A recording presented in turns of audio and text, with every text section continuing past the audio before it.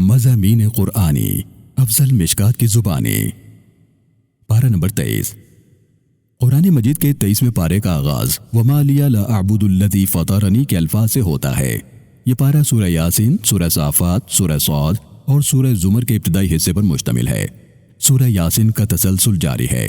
وہ ایک نیک شخص جو بستی والوں کو سمجھاتا ہے کہ رسولوں کو مانو، مگر بستی والے نہیں مانتے اور اس نیک شخص کو شہید کر دیتے ہیں۔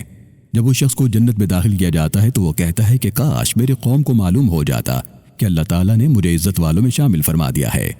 سورہ یاسین کے ابتدائی حصے میں اللہ رب العالمین کائنات میں موجود اپنی کچھ نشانیوں کا ذکر فرماتا ہے کہ یہ مردہ زمین، یہ بارش، یہ سورج، یہ چاند، یہ گردش لیل و نہار، یہ سب کچھ اس کی قدرت کی نشانیاں ہیں۔ پھر اللہ رب العالمین قیامت کا ذکر فرماتا ہے کہ جب سور پھونکا جائے گا تو سب کے سب قبروں سے اٹھ کر میرے حضور پیش ہوں گے۔ جنت و دوزخ کا فیصلہ ہوگا، جہنم والے سخت عذاب جبکہ بہشت بری والے راحت و سکون پائیں گے۔ سورہ صافات کا آغاز ہوتا ہے۔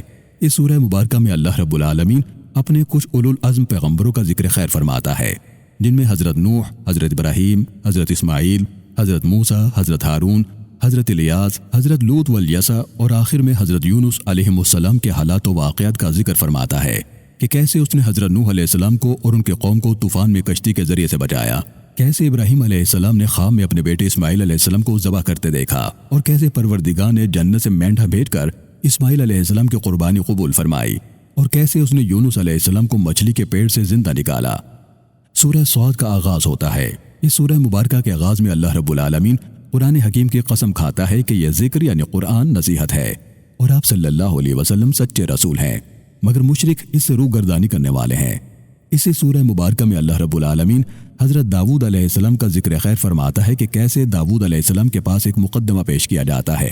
مقدمے کے ایک فریق کو مناسب سنے بغیر فیصلہ کرتے ہیں تو انہیں خیال آتا ہے کہ ان کا فیصلہ درست نہیں، تو وہ فوراً اپنے رب کے حضور سجدہ ریز ہو کر مغفرت طلب کرتے ہیں۔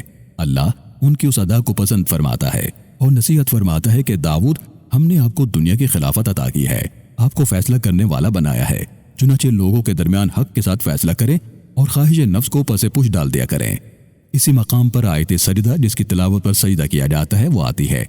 حضرت سلیمان علیہ السلام کا ذکر کیا جاتا ہے کہ کیسے انہوں نے اپنے رب سے دعا کی کہ اے میرے رب، مجھے ایسی بادشاہت عطا فرما جو میرے بعد کسی کے حصے میں نہ آئے۔